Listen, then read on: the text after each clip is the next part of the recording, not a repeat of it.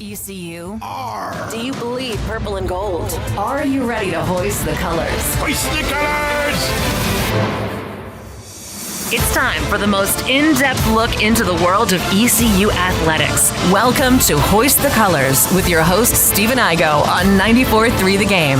Watch the show live on Facebook And at 943thegame.com. Here's Stephen Igo. It is Hoist the Colors on a Wednesday, a victorious Wednesday, as East Carolina baseball defeats UNCW, earns the season sweep of the Seahawks. It's been a bit of a struggle this year for the Pirate baseball team, but midweek games they've actually been very solid and get another midweek win. Last night got interesting late, and then ECU ends up pulling away with a 6th spot in the bottom of the 8th inning. We'll recap that. We will also talk some Pirate hoops because another entry into the transfer portal. Corey Caulker, starting point guard, is moving on, and we'll give you the scenario there as another member of ECU's backcourt leaves to the portal, which maybe isn't a bad thing, as Michael Schwartz aims to rebuild his roster after a disappointing season.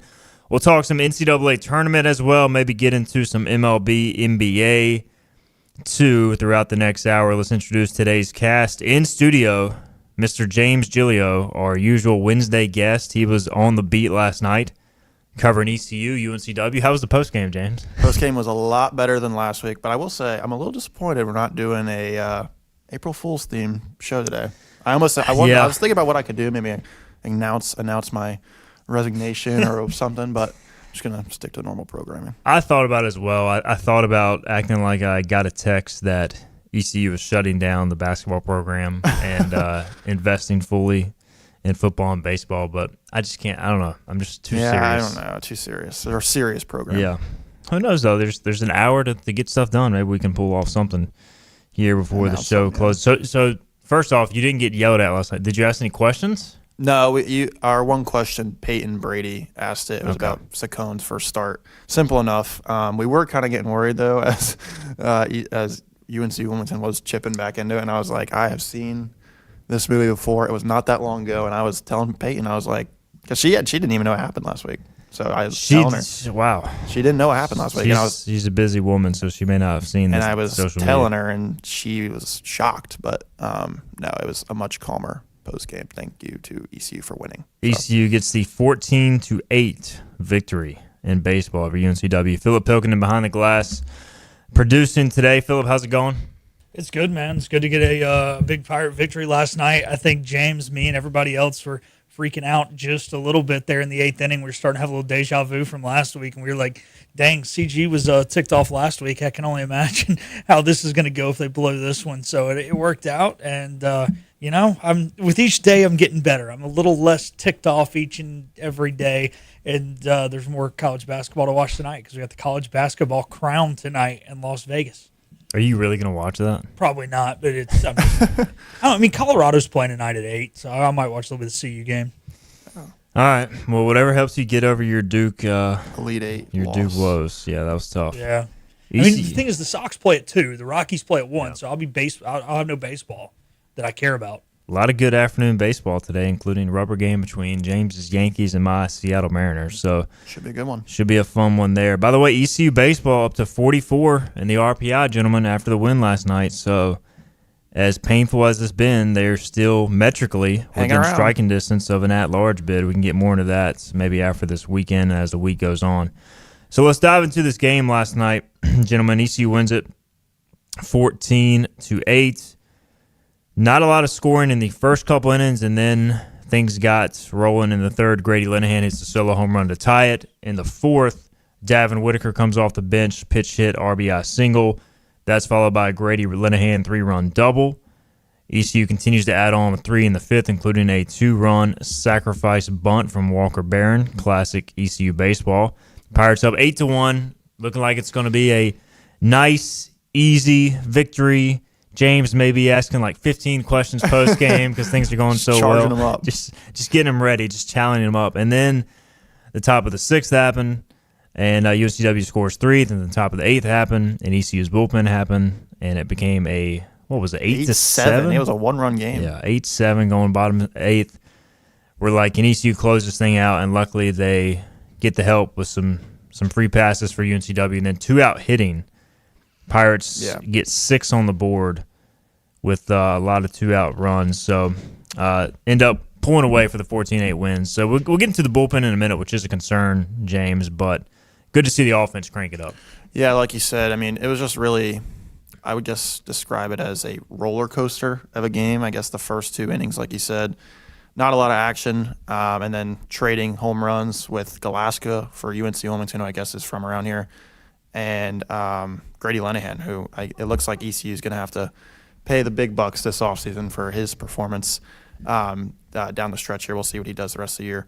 But yeah, I mean, it was all sunshine and rainbows. ECU was up 8-1, and then once you know it, UNC Wilmington's slowly chipping back. And I'm texting Phillip, I'm talking to Peyton. I'm like, is this really happening again? Are we doing this again? It becomes a 1-run ball game, but the ECU bats came up big in the bottom of the 8th and put this one away with that 6th spot in the bottom of the 8th, and then.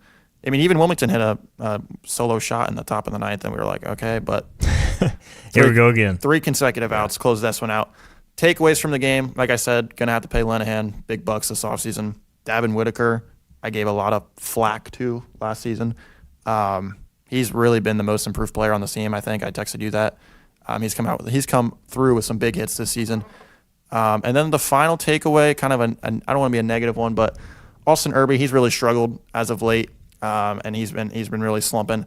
I was texting Phillip about it. I think he probably needs to sit the Thursday and probably the Friday game just to see it, just to see the game from a different perspective, I guess you could say. Because even the one hit he had, he's doing the same thing at the plate, just pulling it right, and he's been really struggling. But outside of that, I mean, great win, sweep the Seahawks, can't be mad about it. And one thing I want to say about your point there, James, if you're going to do it, it seems like Boucher, I mean, he hasn't been a regular, but at least, like, right now there's somebody, there's somebody who's been playing who's going to play first base. Yeah, he can It's not going to be some dude who's like, oh, well, we haven't seen him since the 17-run win against William & Mary's, the only game he's played in kind of deal. So I think we're in a good spot to do that.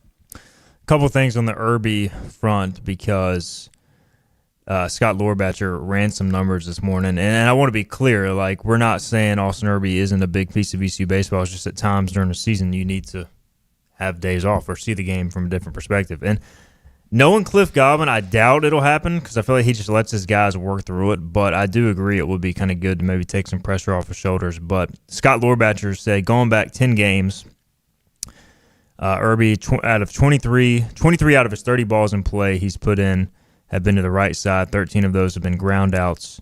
In his last 5 games, he has been hit by more pitches than he has balls put in play to the left side of the field.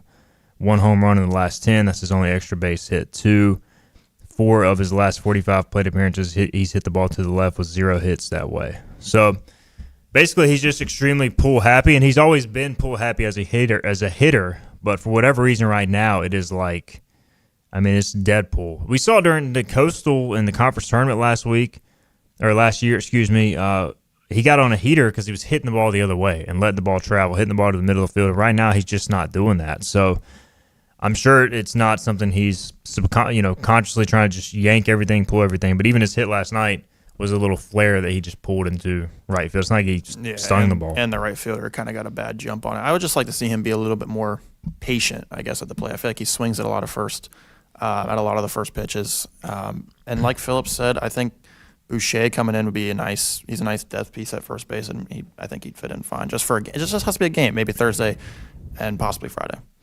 Brian Wallace did mention he was feet away from a huge home run. He did smoke that ball, but again, yes, he did. Yeah, Deadpool, and I almost feel like that just doesn't. Obviously, look, if he hits a home run, a jack, you're not going to complain, but I still want to see him just let the ball travel a little bit and just go to the middle of the field, go the opposite way because he can do it. All right, we will see how that plays out. Yeah, other big takeaways is you didn't have Joseph Webb or Sean Jenkins available last night. You didn't even have to ask that, James, because Cliff mentioned it himself. So we saw a lot of different bullpen arms, 6 in fact. Frank Saccone got the start. Phillip, how do you think Frank did? You've been a big Frank Saccone guy. I thought he did his job. Yeah, I don't think he pitched to the best of his abilities, but also, he's not been pitching consistently like he used to.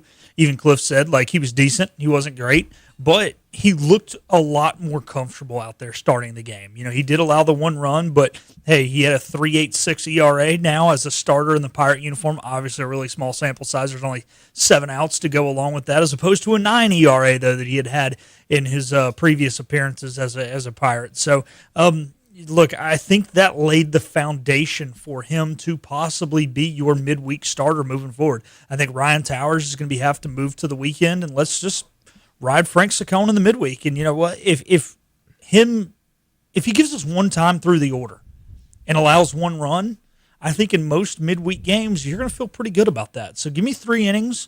Allow a run. I can work with a guy with a 3 ERA. I mean, I'm not saying every game's going to go exactly like that, but I think he's got the potential to do that. And, hey, maybe, 1 or 2 of those starts, he extends it and you get 4 to 5 innings out of him. It's something that he has done in his career. So I thought he looked very natural, very composed up there.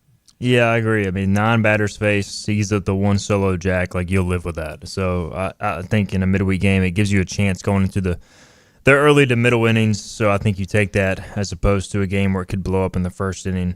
We also saw Gavin Marley out of the pen, Jackson DiLorenzo, Ethan Rose, Charlie Hoagland, and then Alex Boucher closed it out. And I guess he would have closed it out even if it would have been a one-score game, James. So Colby Wallace next up is what Cliff said post-game. I mean, you're just getting thin on arms right now. Yeah, I will say my other takeaway from the game is we did give the bullpen, you can give the bullpen whatever for this game, but they did come up in some big spots. I think bases loaded twice for UNC Wilmington. I know it was 2 outs, but one swing of the bat changes that game for the Seahawks. But the bullpen came up big, so I do want to give them props on that. We haven't seen Nick Moran since last midweek, and we also haven't seen Brett Antolik in a while, so I am curious what their status is going into the weekend. Do you look at starting Moran on the weekend now? Because we know he was dealing with shoulder soreness. If he's healthy, I would think him not throwing last night maybe we look at seeing him in the weekend. But Jenkins Jay threw 59 pitches and Webb threw twice over the weekend, so it made sense they wouldn't be available. So ECU sweeps the season series over UNCW. Johnny Stats wants to know Jack Herring and Davin Whitaker in no particular order at right field and DH going forward, ? He says our DH spot is only hitting 200, 22 of 110 with 1 home run. So that's Herring. He's saying, I guess, like he wants Davin at DH and Jack in right field because it seems like Jack hits better when he's playing the field. But how much of that are those numbers based on him coming off an injury and hitting too? Yeah, so, well, Davin in the game he DH didn't hit well. It was like one game, but look, Davin Whitaker needs to be in the lineup every day. And I had no problem with him coming off the bench yesterday. He still had a handful of ABs, and they put him in a crucial situation. So I was okay with it. But Davin Whitaker has been probably, other than Braden Burst, the most consistent hitter all year. He hasn't really gotten hot. He hasn't really gotten cold ever. He's just been consistent. Now, thank God, Cliff Godwin did start Braden Burst in left field yesterday because Davin is a solid outfielder, but there is no way under God's green earth that Davin makes that catch that Braden made in the second inning. Just saying. So I'm very glad that Braden Burris was in left field for the second inning. Look, I'm fine kind of just doing it by, I guess, platoon. Like some days, you start Braden at second. You put, put Davin in left and put Herring in right, and then Boucher DHs. And then some days, if you want to start Hakame, then you let Davin DH, I guess. I'm kind of good with it, whatever. Yeah, the injuries to Trammell, to Vogely, and to Peltier have really kind of made you have to use the DH spot as a revolving door. And now with Jack seemingly back healthy enough to play the field with his shoulder, it'll probably just continue to be that. Because you don't really have that big slugger you can just put in that DH spot right now. That's kind of the ideal guy. Kenny on the other side says, you don't sit Irby at all. His defense at first is a must, and he will hit his way out of this slump. So there's Kenny's taking. I would say, generally speaking, covering Cliff Godwin teams, that is the approach he takes with his best players. But I am a fan of giving a guy a day or two off. It's not like you're benching. It's not a benching. It's just he just needs a day or two off just to see it from a different perspective. And Boucher is a fine replacement. Brian Watt says, is there a timeline on Vogely? I asked Monday, Brian. Sounds like his foot has not recovered well from the shot and the extra bone, so would not anticipate a return at this time. That's me speculating based on Cliff Godwin's answer, so did not really get a clear answer there. Doesn't sound great. I do have a question I want to present to you guys, if I may. We kind of mentioned we hit on the pitching earlier, though. What would you do with Ethan Norby this week? He threw 108 pitches last week. He's your only true weekend starter. Historically, you bump everyone up a day, but because he is the only guy, would you start him Friday or would you start him Thursday?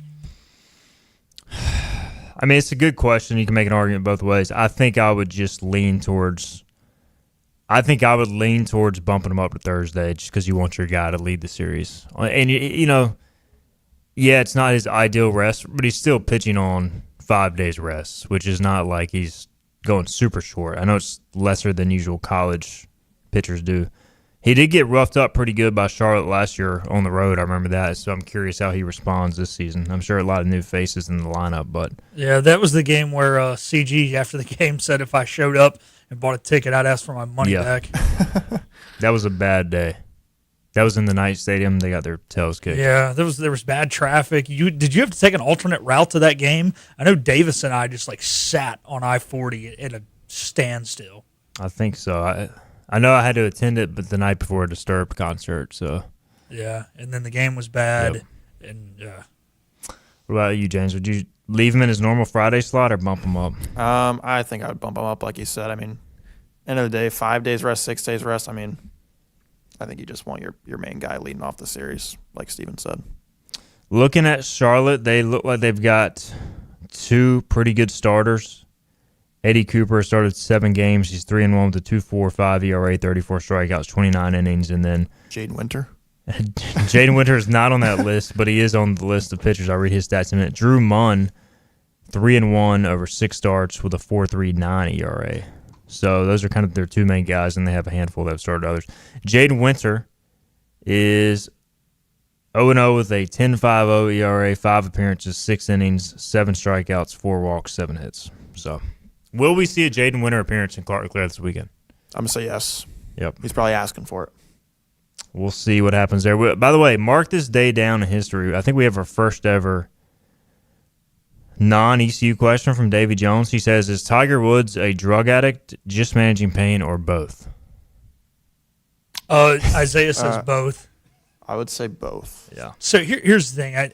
What I would say on this is I think he needs to give up golf altogether.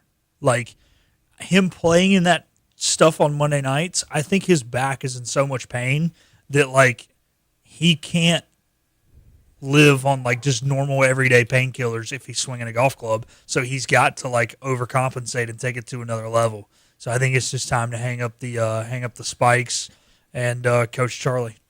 You can hang it up and still come back for the Masters every year. Yeah, but then anybody can play the Masters. Yeah, but then is he going to be in too much pain where he has to then revert to overindulging on pain pills? Playing once a whole year, one time That's in a true. whole year. Yeah, but the point is he might be in that much pain. He just needs to get a driver for the week after the Masters. Yeah, he's going to have to. If he just goes and makes a cameo appearance in Augusta every April, I wouldn't hate that. Yeah, I wouldn't hate it either. But yeah, I'm just saying it sounds like when he swings a club, though, the everyday prescription is not going to be enough. So he's probably going to need some shots in the back as well as maybe some shots. Poor elsewhere. Tiger. Yeah. Kenny Curlings and Arg Hill say both. And Jerry Vick says Tiger would be best suited for the senior tour and to ride a cart. Arg Hill's adding Tiger really hates Uber. Ride a cart or drive a cart? He says ride. Okay. So, yep. No driving. Drive the cart. Yeah. Sad story for sure, but Isaiah wants to be Tiger's driver. He's pursuing he has $1 billion. Yeah, he I'm should sure, be able to I'm find sure he somebody. can compensate you well. So let's do it. Heck, I'll be the driver. I'll let Philip take over the show. All right, let's get a break in. We'll come back. ECU starting point guard Corey Caulker is going to enter the transfer portal. Is this a big deal? We'll discuss that next. You know what the problem is with standard belts? Usually you have to choose between too tight or the opposite, too loose. But with Anson Belt and Buckle, you don't have to choose.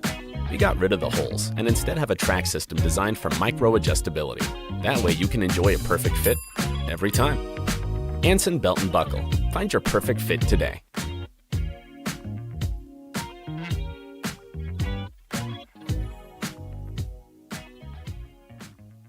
Healthwise Pharmacy rounds the bases with all of your infusion, retail, compounding, and medical equipment needs. Locally owned and operated by pharmacist Marcy Parker, Healthwise has grown to be your most trusted provider for infusion services. Currently providing in-home or on-site infusions in North Carolina, South Carolina, and Virginia. Visit Healthwise Pharmacy at 615B South Memorial Drive or call 252-295-0059 to speak to a patient service representative to find the option that best suits your needs. The best burgers around. Everyone loves a thick, juicy, and fresh burger.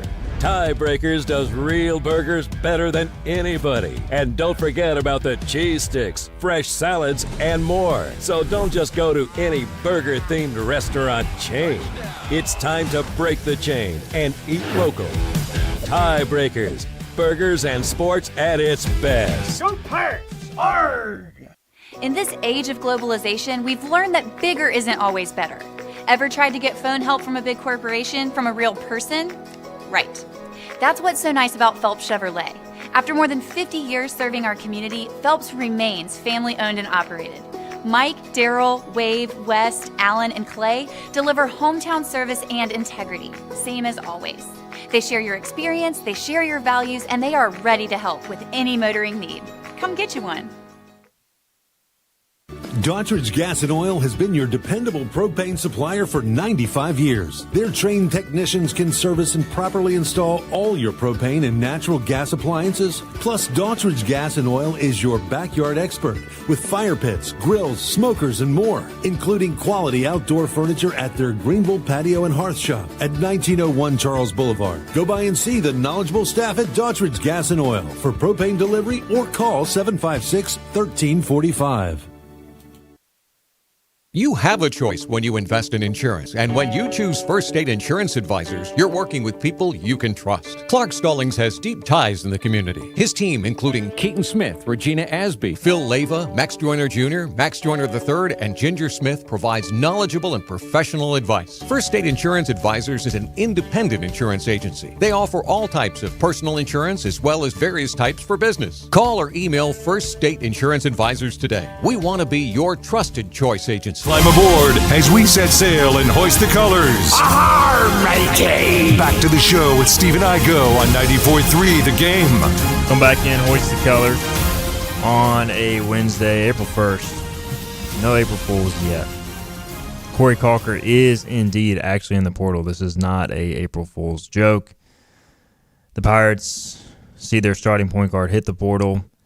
You could say he played better the second half of the season, and he definitely did. He shot the ball better, especially when he got an open three, he would knock it down. He finished conference play shooting over 40%, and so I give him credit for that. But all told, for your starting point guard to shoot 33% from the floor, period, and I think the numbers are even worse than that if you take out the three-point shooting or just around there.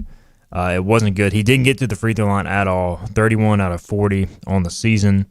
He did have a pretty good assist-to-turnover ratio, 117 to 49, and 7.9 points per game. But given the size, 6 foot, 165 or so, and just the inability to finish in the paint, I personally felt that ECU, I was fine bringing Corey Caulker back if he was going to accept a lower payment and be a role player. I think ECU offered him that, and I think he decided to move on. So is this a big deal? I say no. I say no because, I think it allows you to go get another point guard and not even have to worry about pleasing Corey Caulker, James. So I think they need a complete reset in the backcourt, and they're basically getting it. Yeah, I completely agree. I think Corey Caulker is probably the best out of those three between him, Tybo Bailey, and Isaiah Mbang, which is not very hard to do. But like you said, he doesn't really do – it's not like he was turning the ball over and just a sloppy basketball player. Yeah. He just didn't really do a lot. He just kind of dribbled. Yeah, he's just kind of like a cardio player, just running up and down the floor doing nothing. And, the three-point numbers were increase. I do have to say that reminds me that in the preseason, Schwartz said the best thing about Corey Caulker was he had competitive stamina. So, I mean, if you want to talk about I did not know in media day, he said that crap. I mean, you want to talk about cardio player? He was a cardio player. Cardio player. Mbang was flat out bad. Let's just put it out as he was flat out bad. Tybo Bailey, he had his whole thing. But I think this does give you a chance to fix your mistakes from last year, which it's got to do in a make or break year for ECU and Mike Schwartz. And I am happy that ECU said, all right, we're going to stick to a number. Last year, ECU overpaid for Corey Caulker. There's no doubt about that.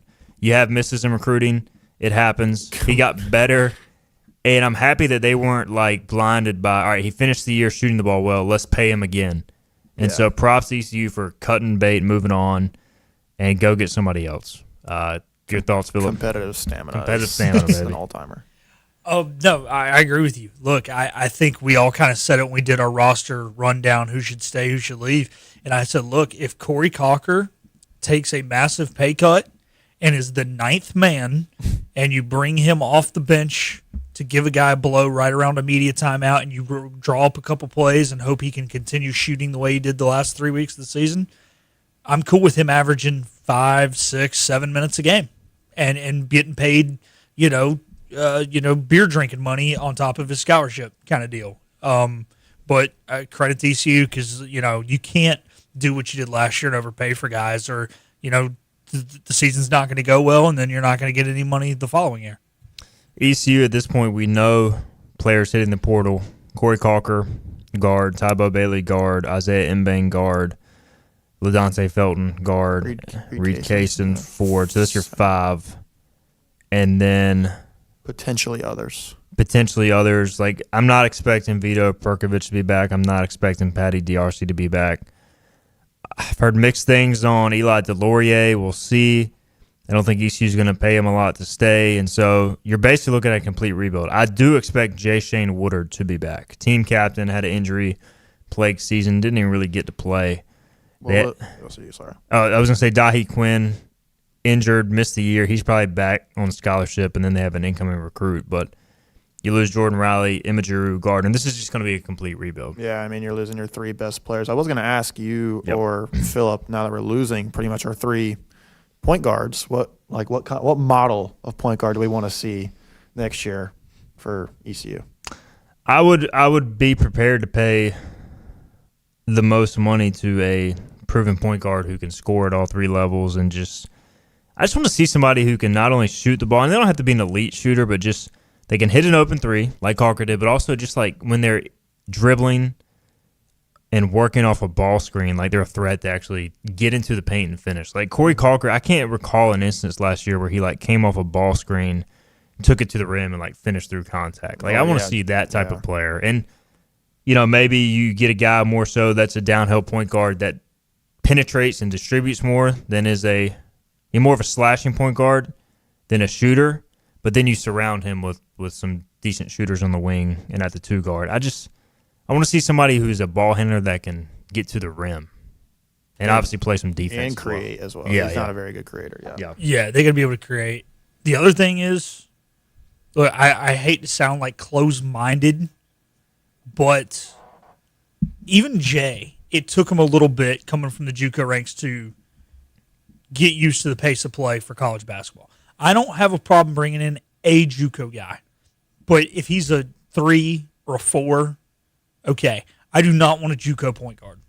I need a guy who's ready for the pace of Division I college basketball. And that's kind of a cop-out answer to the question you're asking, James. But I agree with what Steven said.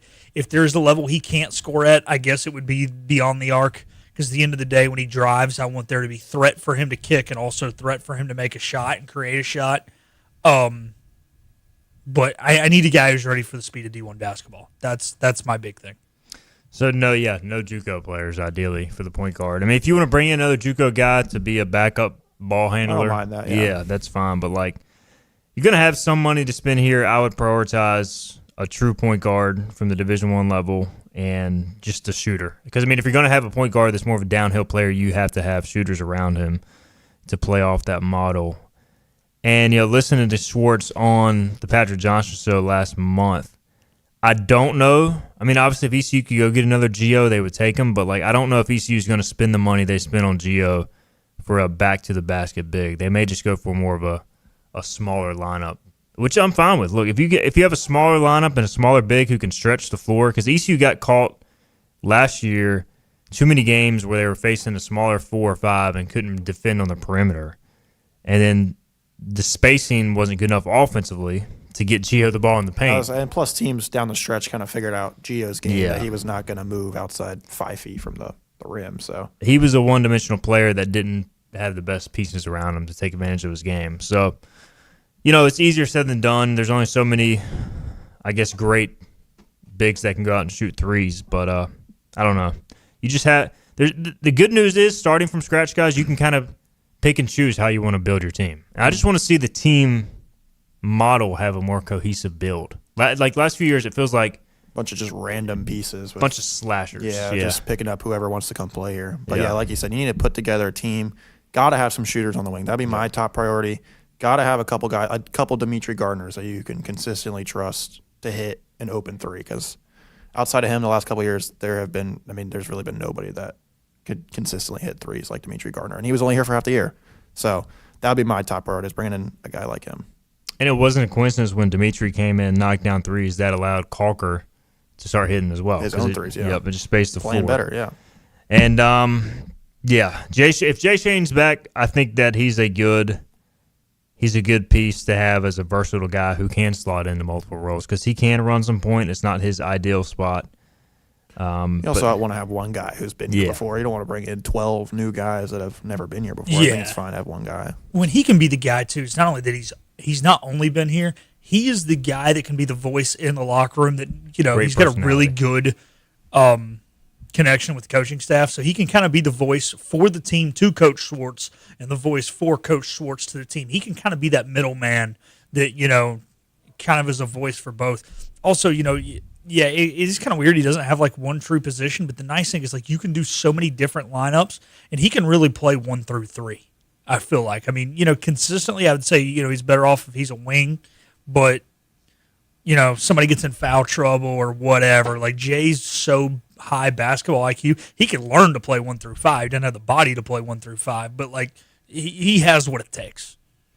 We'll see, and then we'll see what happens on Trevion LeBeau. I've heard that injury-wise may be tough for him to come back, so we'll see how that transpires. So somebody did comment, Carolina Grind said, interviewed Draylon Creasy back in December, unsure he will be ready come November for the college game. He's the 4-star commit.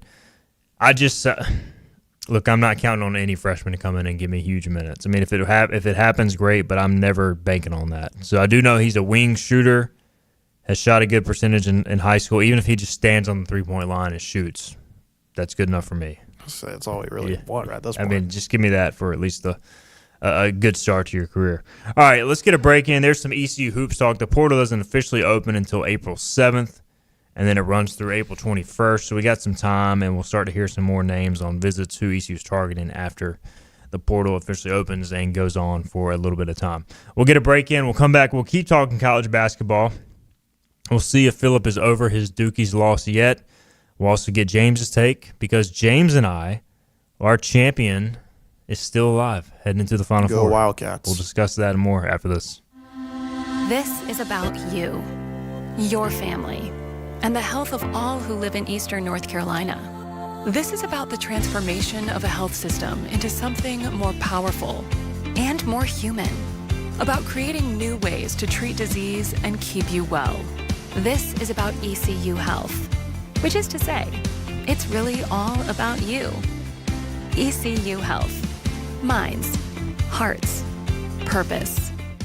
You have a choice when you invest in insurance, and when you choose First State Insurance Advisors, you're working with people you can trust. Clark Stallings has deep ties in the community. His team, including Keaton Smith, Regina Asby, Phil Leva, Max Joyner Jr., Max Joyner III, and Ginger Smith, provides knowledgeable and professional advice. First State Insurance Advisors is an independent insurance agency. They offer all types of personal insurance as well as various types for business. Call or email First State Insurance Advisors today. We want to be your trusted choice agency.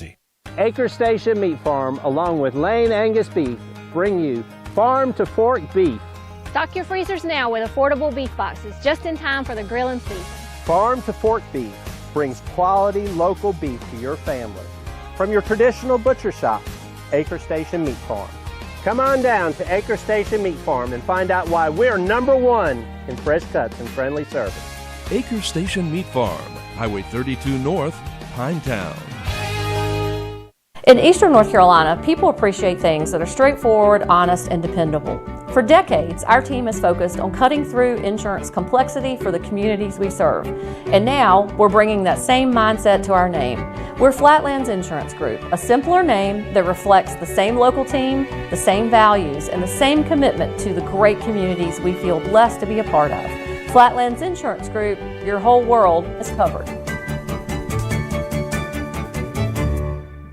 At National Finance, we're all about hometown support, just like ECU football.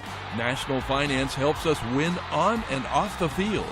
They've got your back when you need it most. Fast, easy personal loans for life's big plays. And just like us, they're committed to Eastern North Carolina.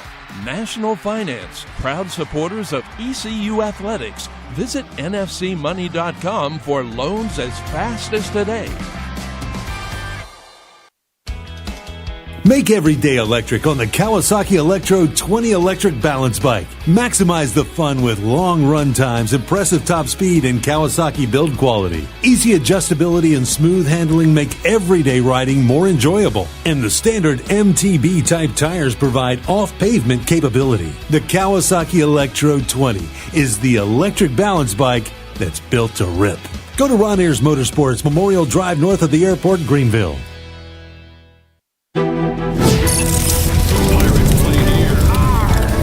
Hoist the Colors Radio. Steve and I go.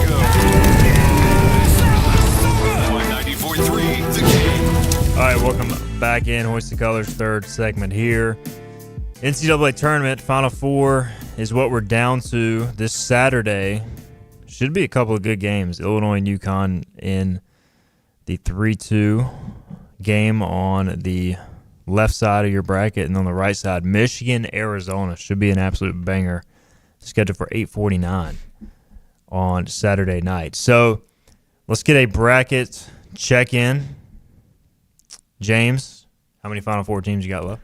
I have 2 Final Four teams, and it should have been 3, but thanks to Philip's favorite college basketball team, it is only 2. So thank you, Duke. Thanks, Duke, for choking that one away, which allowed me to have 3 Final Four teams. UConn. You had UConn on the Final Four? I have Arizona over UConn as my national championship. Oh, my gosh. So. I had UConn losing to Michigan State. So, UConn. That's what I had. Keeping me not a lot of people I'm finding out had UConn very far. So, I've got the most max points of any team in my entire Hoist the Colors bracket. If I end up winning the bracket, I'm going to just talk crap to all of our members for a full year. Well, you deserve it. I mean, if it was me, I would do the same thing. We'll see. Illinois has been, looking pretty good lately. We'll see if they can get past the Fighting Illini. What about you, Phil? How are you looking bracket-wise? So I think James and I had damn near the entirely same bracket throughout most of it. Obviously, some first-round things were probably a little different, but I also had Arizona and Michigan, Duke and Houston. I had Duke over Houston, Arizona over Michigan, and then Arizona over Duke. Same exact thing, yeah. Yeah, that was so. And then I also, like James, had Sparty playing Duke in the Elite Eight. I had them beating UConn. So, yeah, mine's not great. It's not terrible. I guess my national champion's still alive. And then when our work pool, Scooter had Florida winning it all. So, hey, ha-ha, Scooter.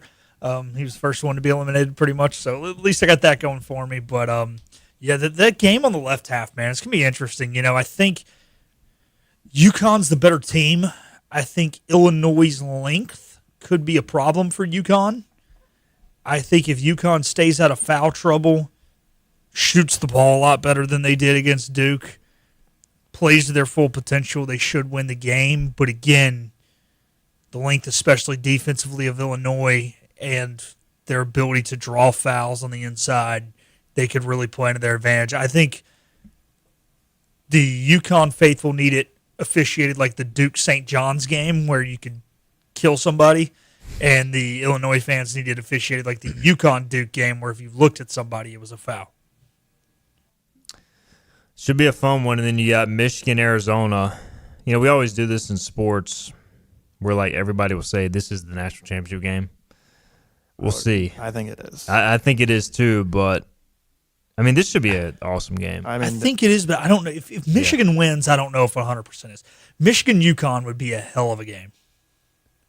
I guess. I mean, they match up well, but I think Arizona-Michigan, I don't see how either of them, whoever wins that, doesn't beat. I think Illinois is going to beat UConn just based on shooting, and I think they're going to be able to just flat out outscore UConn shooting-wise. And then, but Arizona-Michigan, I mean, just such a 50-50 game. I'm looking at the percentage. Is it literally 50-50? 51.9 Michigan, 48.1 according to ESPN Analytics. Yeah, they match up so well. Not really great shooting teams, either of them, but they both have some elite guards that can create, and they're big guys. I mean, Krivas on Arizona, and I think it's Mara on Michigan, and Lendenborg. I mean, it's just gonna be a great game. Game of the decade. I feel like it's what this game should be labeled as.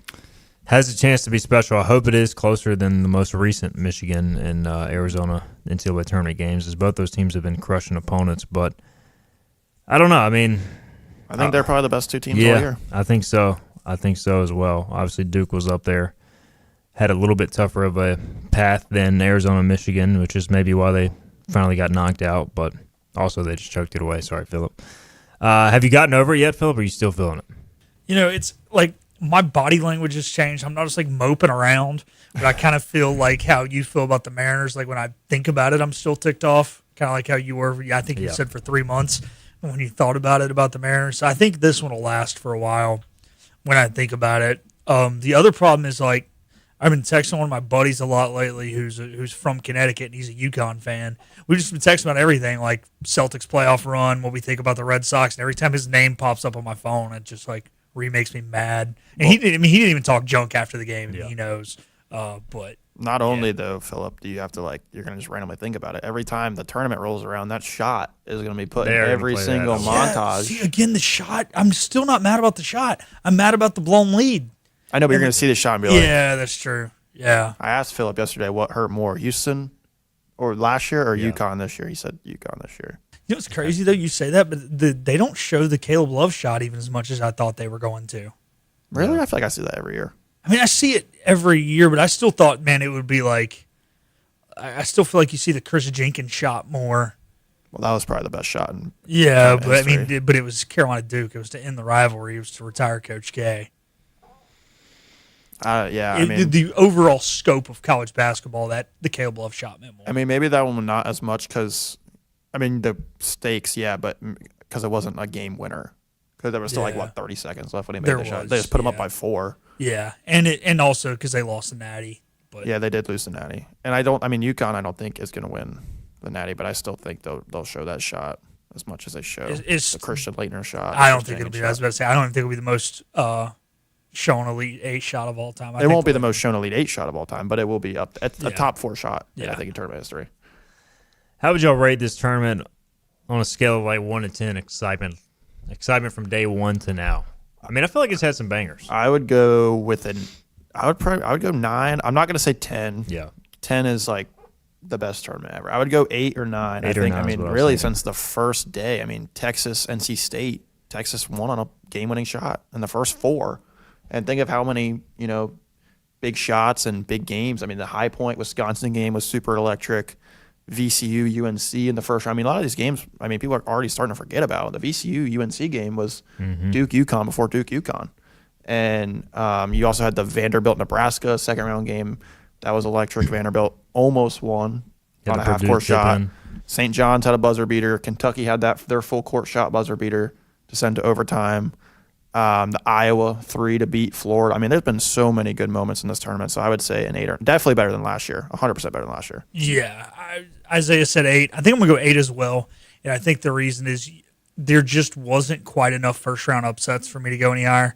And I know the only bad thing about first round upsets is that it makes the round of 32 kind of bland, of course. So it's been nice that the games that are supposed to be close have been close, but also like Friday of the first round, there was not a single upset. Honestly, I think I went like 16-0 that day on my bracket. Yeah, seriously, there was not an upset. I mean, there were 9s that beat 8s, but they were favored by Vegas odds. Every team that Vegas had favored won the game. I So think that day alone right now is kind of keeping me in the 8 range. I think that was the best tournament day, my bracket I've ever had. Best day for my bracket I've ever had. Oh, I think sure 15-1 or 16-0. Yeah. I didn't even mention the Texas Purdue tipping for the win, by the way. Oh yeah, that was a hell of a game. I go 8 as well because you didn't have that monster first round upset that just screams, March Madness. But I do feel like you had more late game shots, clutch plays than we've seen in years. Like just crazy finishes. Like we always have a couple, but this year it feels like, and there's been duds. I mean, you can't play this many games and not have a few duds, but it feels like overall we had more drama just as far as game finishes than we've had in years. Just maybe not. If you would have combined that with a crazy upset or two, like if Siena beat Duke, I think you would have been up there for all-time best tournament. Hunter adding in the comments that it's crazy that people underestimate UConn after being national champs 2 out of the last 3 years, and I mean, I'm if they win it this year, 3 out of 4. I mean, for Hurley, that would be. He's already up there as one of the best coaches ever. I mean, that would put him up there. I think, like maybe top 5? Is that too rich? I mean, at the 3 out of 4? 3 out of 4 in this era, too. I mean, the only guys who've ever won 3 out of 4, I think, is just John Wooden. I don't think any other team has ever gone 3 out of 4 in college basketball that I can remember. He's just such a maniac. Top 5. I don't know if I'd go top 5. I'd put him above like the Izzos and the Bill Selfs and the Rick Pitino's of the world, but yeah, that's true. But you still obviously you got Dean, you got Wooden, you got Kay. Roy Williams is probably top 5. Roy, Bob Knight. I don't know if you can get him so top maybe 5 6th. yet. He's top 10 for sure. Yeah.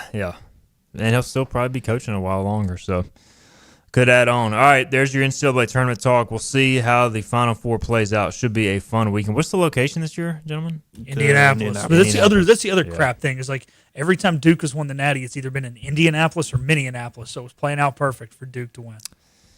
They didn't lose NC State, Philip. That's it. You know what? It was funny. I almost brought that up to you the other day. I was like, man, I was too mad to even think about it. I should have texted your dad right after the game. Be like, problem is they didn't lose the state because your dad did that special. Yeah. Fun NCAA tournament will come to an end this weekend, or week, I guess, after Monday night, but the Final Four this weekend in Indianapolis. All right, we got to get a break in.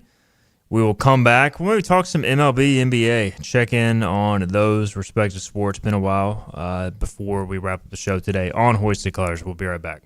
Get ready to bring on the savings at Greenville Toyota with major deals on brand new Toyotas like a Camry, $229 a month, or RAV4, $279 a month. Now's your turn to save at Greenville Toyota. Daughtridge Gas and Oil has been your dependable propane supplier for 95 years. Their trained technicians can service and properly install all your propane and natural gas appliances. Plus, Daughtridge Gas and Oil is your backyard expert with fire pits, grills, smokers, and more, including quality outdoor furniture at their Greenville Patio and Hearth Shop at 1901 Charles Boulevard. Go by and see the knowledgeable staff at Daughtridge Gas and Oil for propane delivery or call 756-1345. In Eastern North Carolina, hard work matters, and it always has. At Flatlands Insurance Group, we've been showing up for our neighbors since 1963, helping families and business owners navigate change, weather tough seasons, and keep moving forward. Decades later, our purpose hasn't changed: to help protect what you've poured your time and energy to, from your home to your health to whatever comes next. Flatlands Insurance Group, your whole world covered. Your confidence makes everything look good. You see the world in vivid color, not black and white. Swing through your neighborhood Fantastic Sam's Cut in Color and let our experienced stylists take you from everyday to extraordinary. Fantastic Sam's hair salons are locally owned and operated. Our full-service salons are conveniently located in Goldsboro, Kinston, Greenville, New Bern, Jacksonville, and Calabash. Stop in today at Fantastic Sam's, where the possibilities are endless. At National Finance, we're all about hometown support, just like ECU football. National Finance helps us win on and off the field. They've got your back when you need it most. Fast, easy personal loans for life's big plays. And just like us, they're committed to Eastern North Carolina. National Finance, proud supporters of ECU athletics. Visit nfcmoney.com for loans as fast as today. Your future is full of possibilities, and Pitt Community College can help you explore every option. You can earn a degree, learn a trade, transfer to a university, or launch a new career. We offer the support you need to succeed with flexible schedules, affordable tuition, and programs designed for the real world. Your path, your future, your college. Pitt Community College. Register now. Bring on the savings with new Toyotas from $159 a month at Greenville Toyota. Get huge discounts like Corolla's $159 a month or Tacoma's $249 a month. Save today at Greenville Toyota, where our volume saves you money. Everything you need to know in the world of ECU athletics. This is Hoist the Colors with Stephen Igo on 94.3 The Game. All right, welcome back in. Final segment here. Let's do a quick check-in. We are approaching NHL NBA playoff season. Let's start with NBA, where James's Lakers are red hot. They have made it all the way up to the 3 seed. They're so hot that even Luka is getting MVP discussion. Probably not going to happen. Intern Isaiah wants it to happen. Can't wait till they lose in the playoffs again, James. But right now you're riding high. I don't know if I'm riding high because they did the exact same thing last year, and they got my hopes up where they won. Like, they were flaming hot going into the playoffs, and then they got humbled quickly by Minnesota. And I'm afraid that's going to happen again this year because, I mean, I know McDaniels is hurt, but they turn it up in the playoffs, man. Anthony Edwards, he comes to play. I really want them to play Houston. I never want to play Denver again in the playoffs, ever. And then I guess second round, if they beat Houston or Minnesota, San Antonio, because of just inexperience. Yeah. But I feel like Wemby would just put up the Spurs and Thunder numbers. Are just the. I mean, both those teams are just machines right now. And what sucks is the Lakers have won all these games, and if you look, the Spurs and Thunder have won just as many games. Yeah, they have won. There's been no. The Spurs have won 9 in a row.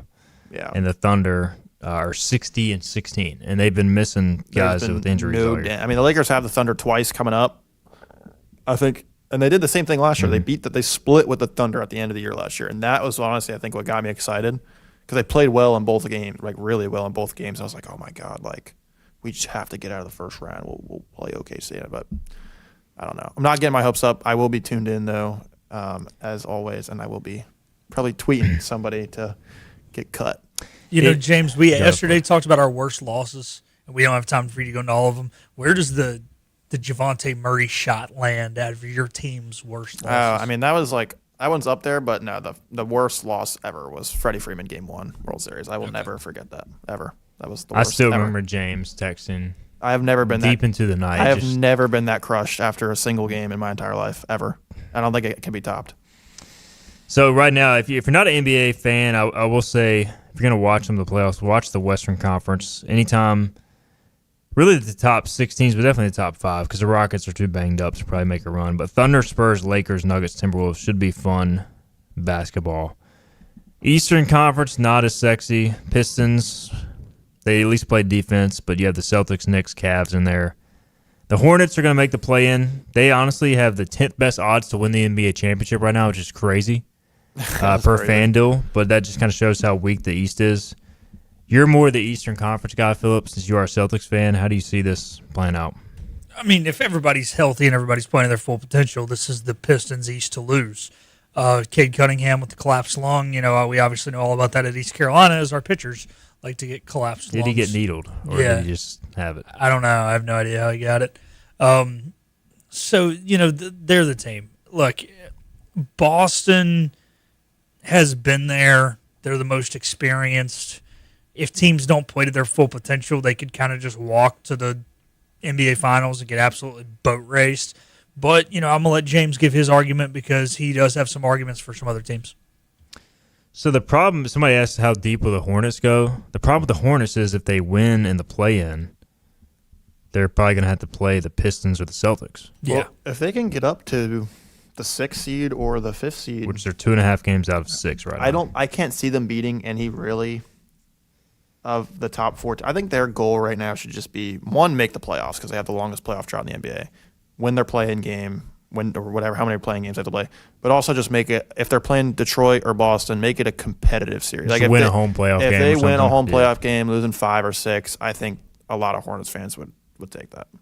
Yeah, I think they just got to get back to winning, making it fun inside. Because their last, spectrum. if you look, they made the play-in a couple times in the last 5 years, and their playing games have been just disasters. They've gotten blown out, I think, and I think they made 2 playing games. I think they got blown out in both of them. You think it's the next year, though, right? You understand that? Can you say that It with could be the next confidence? year. It could be the next year. I think there's just 4 teams in the East. I think Detroit, Boston, New York, Cleveland have a legit shot. And I would say the Knicks, it's a sneaky. There's a lot of people are not really picking them, but I think it could be their year. Final minute of the show, quick NHL check-in. The Hurricanes are atop the Eastern Conference along with the Sabres with 100 points. The Lightning are up there, Canadians, Penguins as well.